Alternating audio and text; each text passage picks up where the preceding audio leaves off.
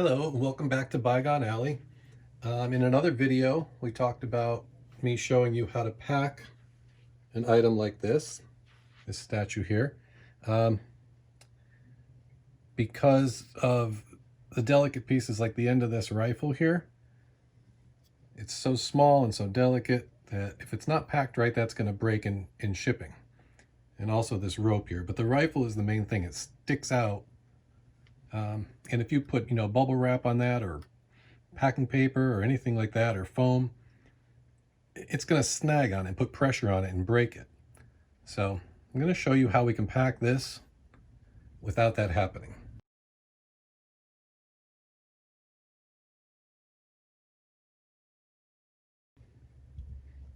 So the first thing I'm going to do is just put a little plastic wrap over the wood. This is just your standard shrink wrap that you use for packing. And you're going to see in a minute why I'm doing this. This is just to protect the edges of the wood when we put the foam on here. We're going to put foam pieces like this on inside the box, and I'm going to show you how to cut those. All right, so the first thing you've got to do is decide what kind of box you're going to need. So this one's going to work out just fine. It'll suspend right in the middle there. Okay, that gives it lots of room above and below. And this is just going to be the inner box. We're going to pack this inside another box just for extra safety. And I'll show you that in a minute too. All right, so you know what side of this box you want to use. And what you're going to do is take these foam strips. Now these foam strips are simply pipe insulation that you can buy at any home improvement store. And they're similar to the pool noodles that you see people use sometimes in packing. But these are much softer. They're not abrasive. They're not going to scratch anything. And they're very cheap. I think like a 6-foot piece maybe is $2. So we're going to cut these. You're going to measure the inside of your box, which is just over 10 inches, right? So we cut these to 10 inches long, and I'll show you how we do that.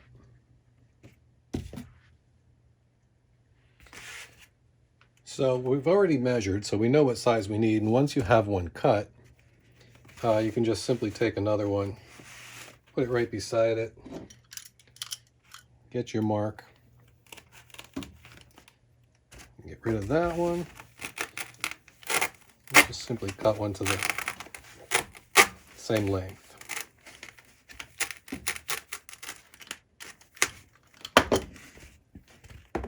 Okay.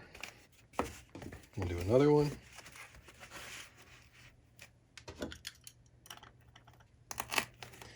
Now you want these to be a little bit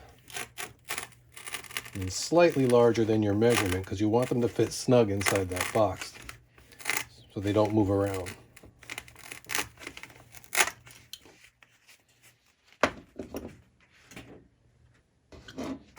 Now, these noodles, I'm not going to show you on this one because I don't want to ruin it, but I'll take one that we've already kind of ruined. These foam insulation has a pre-cut piece in it. See, that's so you can separate it to put it on the pipes, which we're not doing. But you don't want to use that edge when you're cutting your opening. So you want to kind of see where that is. You can see it there. Go to the other side. It's going to give it more strength. Okay, so you're just going to cut out like about 1 inch from the bottom. And just cut like 1/4 of the way around this. About 1 inch from the bottom and about 1 inch above that.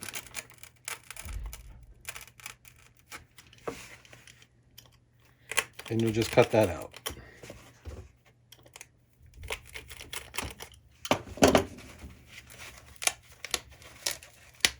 Just be careful, because these corners are going to fit over the base. Okay? Now, directly above that, about 1 inch from the top, just going to cut a slit.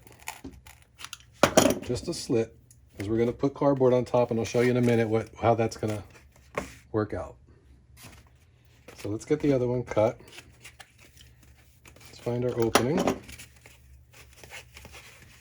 There's the slit. We want to go the other side.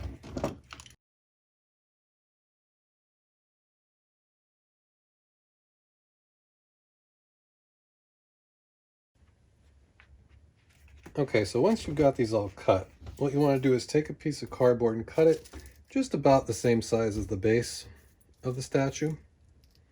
Okay, and that's going to brace the top of these, which I'll show you will make sense when you see it in the box here in just a second. Let me go to a new clip. I'll show you the box looking straight down in. Okay, I wanted to give you an overhead view of this. Hope the camera can pick this all up. So first you're going to take two of your foam cutouts, put them way down in the corners of the box, and you see how they're a little little snug. You cut them a little long so they're snug, so they won't move once they're in place. Okay, and you want to angle these so the corners of the statue are going to sit right in there, okay? Before we do that, remember how we cut our slits here on the top? Well, that's for the cardboard. We're going to put the cardboard in those slits just like that. Okay? So then we take our sculpture, we get the corners of the base right in those openings.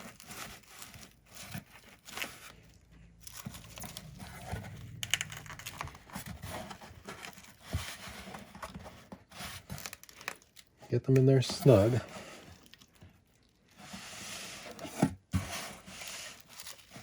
I have to turn this around so I can see what I'm doing here.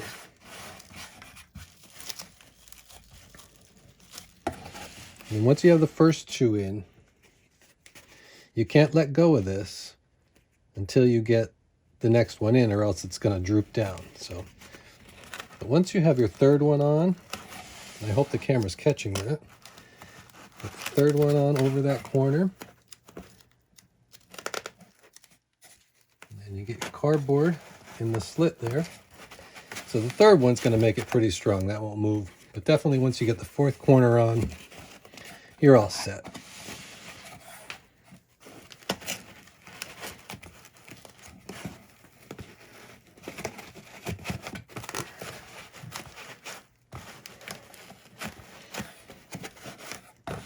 And there you have it. That is suspended there in the middle of the box. Nothing is touching the rifle. Nothing's touching the rope. Or even these legs might be fragile, but as you can see, nothing's touching them either. All of this is suspended there. It won't move. So I just wanted to give you a look at this now that we've got it all in place. And you can see why we put the plastic on there, just to protect the wood from the foam. Even though the foam does not feel like it's abrasive at all, I just want to make sure it doesn't scratch the wood. Now this is totally secure. I mean, you can flip this upside down. This can go, any direction. That statue is not going to move. All right.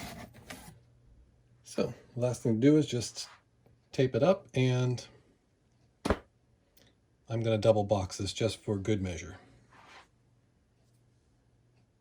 So as I said, as an extra safety precaution, I'm just going to double box this. So I've gone ahead already and bubble wrapped the first box. I'm putting it inside a little bit larger box.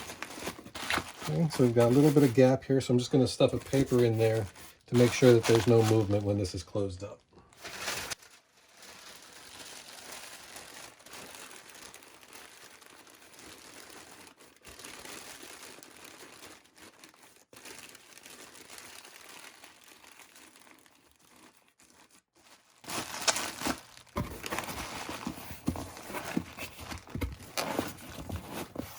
There you go. Now this might seem like a little bit of overkill, but we want to be sure we meet any UPS or FedEx requirements of having at least 2 inches of padding around the entire fragile object. So this certainly meets the requirements. I know it's a lot of packing material, but hopefully whoever buys it will recycle these materials. So to meet FedEx and UPS requirements, we want to make sure we tape along these edges on all 4 corners. That's required by, I know it's required by FedEx. I'm not sure about UPS, but I do it for all packages anyway.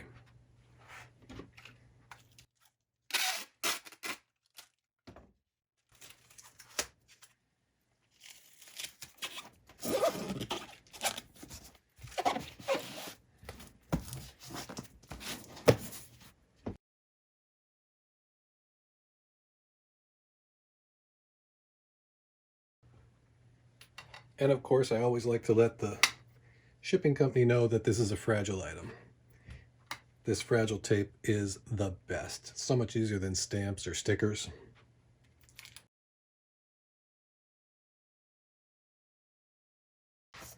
And there you have it. Thanks for watching, and if you enjoyed this video, please hit the like button. And if you want to see more updates and great packing ideas, feel free to subscribe. Thanks. We'll see you next time.